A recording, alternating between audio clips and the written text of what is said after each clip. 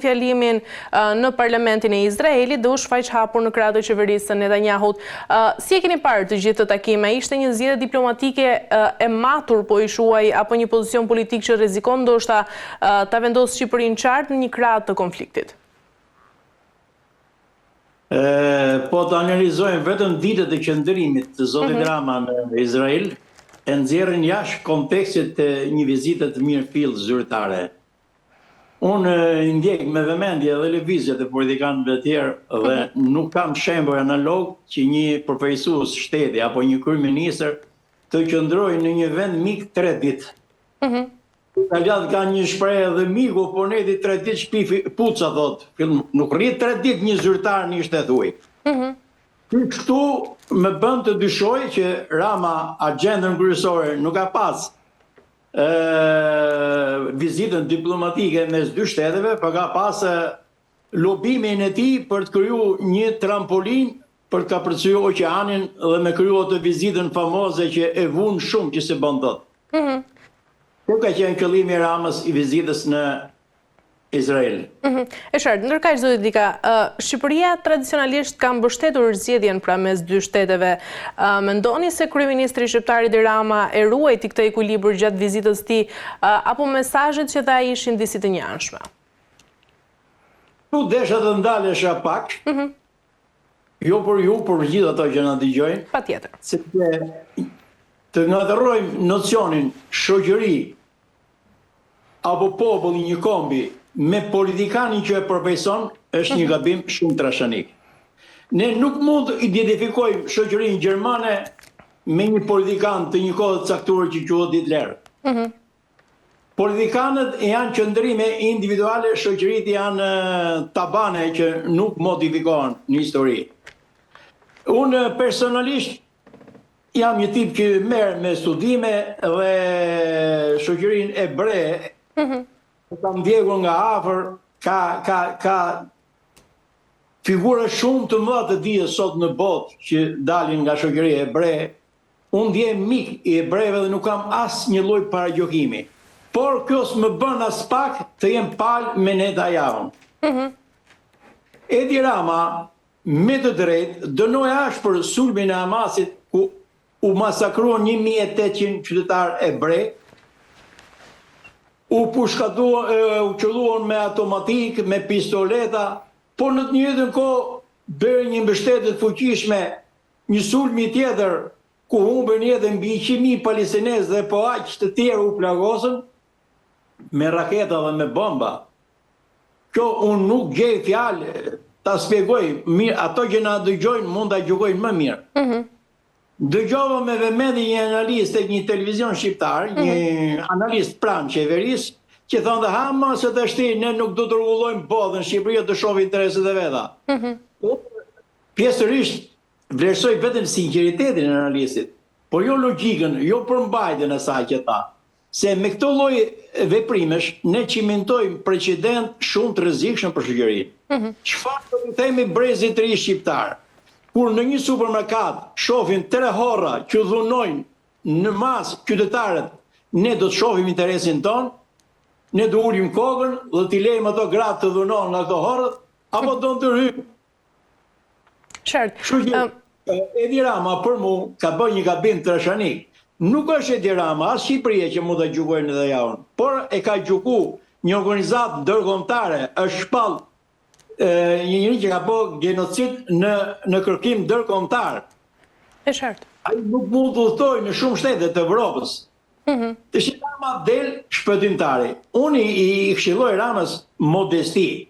Rama nuk matet me shtetet të tilla. Izraeli përtej numrit banorëve, sepse me numër banorësh mund ta krahasojmë me Greqinë, por për reputacionin dhe influencën që ka në botë, matet me shtete nga më të fuqishme të botës. Rama bën mirë të kthehet me kohën tokë, dhe të matet me Maqedoninë, matet me Kosovën.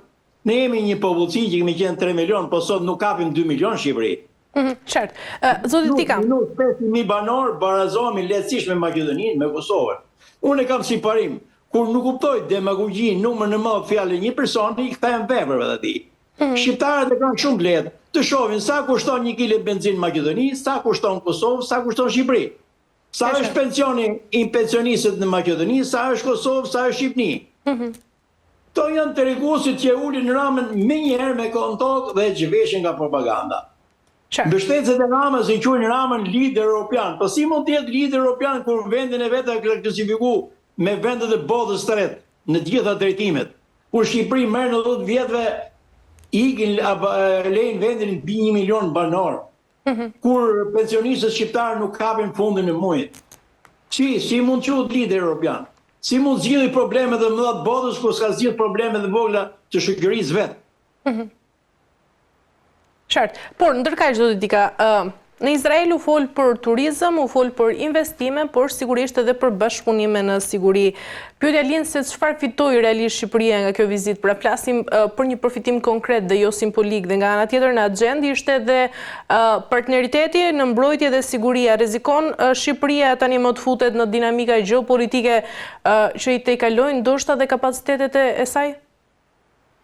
Shiko, po të ishin fitoret me samite e me takime, ishte gjë e me vjetë botë dhe gjuku nga numri samite që ka bërë Rama dhe numri takimeve, ne shqiptarët sot do të kishim refugjat që vishin nga Zvicra, nga Gjermania, nga Franca, me punu Shqipëri.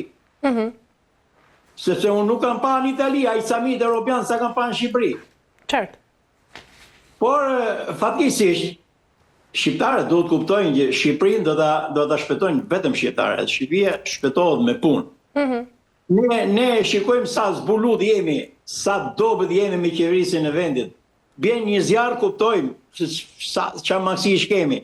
Bjen një shi, një përmbytje kuptojmë sa dobët jemi. Unë për shembull, po ju them një gjë që është e çuditshme, por kur më thatë që do bëj një intervistë, po menuesha vetëm teme. Unë kam 5 vjet në Shqipëri, nuk bëj dot certifikatën e shtëpisë time që e ka marrë 90 në shpallat.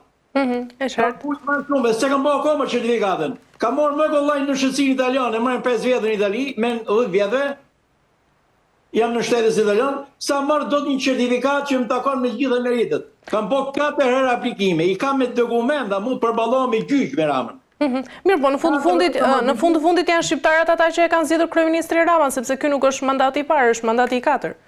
Shqiptarët duhet t'i bëjmë përgjegjësi aq sa i takon, jo më tepër. Unë kam qenë protagonist të rrallë sepse më thirrën në shijak ato degës Partisë Demokratike dhe erdha kandidova për deputet. E kam pa nga afër se si bëhen zgjedhjet. Askush nuk më mushi menën, unë kam dhënë një denoncim publik tek Syri me foto dhe me fakte, por fatkeqësisht asnjë nuk e vuri veshin, sepse në Shqipëri nuk ka vullnet për t'i shkuar në fund gjëra. Ka vullnet të politizohen, të krijohen kredite politike dhe mjaft, jo të zgjidhen problemet. Zgjedhjet në Shqipëri janë vjedh. Po t'i ketë fituar Rama, unë i bi në gjuj, e respektoj. I ka vjedh, i ka paguajt me lek. Kam prova, kam dokumente, i kam pa me sytë e mi. Unë kam prova, kanë ardhur patronazhistë 3 muaj para në Itali këtë afër me tyre. Kanë ardhur, kam rekrutuar njerëz, kam paguajt lek. Ju më thonë a mund t'i provoni, të nuk më da vend tjetër në provë dështirë. Jo, patjetër që jo. Më ka dhonë 100 herë, i kam dhonë fjallë, mos mbjerë në qapë, kur i kapsha njerëzit e mi ku jam në Itali. Edhe unë i kuptoj njerëzit. Në Shqipëri, unë nuk kuptoj këto këtu në Itali, që janë shqipë për lek. Diasporë, nuk i kuptoj. Por në Shqipëri i kuptoj shumë mirë, 100 euro janë shumë për i shqiptarë që s'ka bukë më hangër. E qartë. Ndërkaq, zoti Dika, rikthehemi tek vizita e Ramës në Izrael. Është kritikuar nga një pjesë e opinionit publik, por edhe shoqërisë ndërkaq. Mendoni se Rama e ka përdorur këtë vizitë dhe politikën e jashtme ndoshta për kapital të brendshëm politik? Jo mendoj, jo ndoshta, po me siguri matematike 100% vetëm për këtë. Sepse Netanyahu ka pas opozit dhe nga vet ebrejt mren në Izrael. Netanyahu ka pas vizitë kritika të ashpra nga figurët më të njohur ebrejë në përballë. Unë jam ndjek sepse kur shifsha fëmijë që digjeshin, përvelohen me bomba, me raketa, për not unë isha paralajme këtu ke mediat italiane, dhe po jo them kështu është një figurë spiko, kur i thonë një eksponent i botës akademike ebrej në Amerikë, Noam Chomsky, që ai kritikon dhe ashpër çdo ditë ato bombardime. Ne nuk duhet të ngatërrojmë nacionalizmin me logjikën. Qartë. Edhe në Izrael, mendjet e ndritura, intelektualët, njerëzit besnik ishin kundër kësaj lufte. Duhet kuptoj çdo njeri, lufta është falimentim total e aftësisë njerëzore për të komunikuar, falimentim total i diplomacisë. Nuk ka si gjem shtetë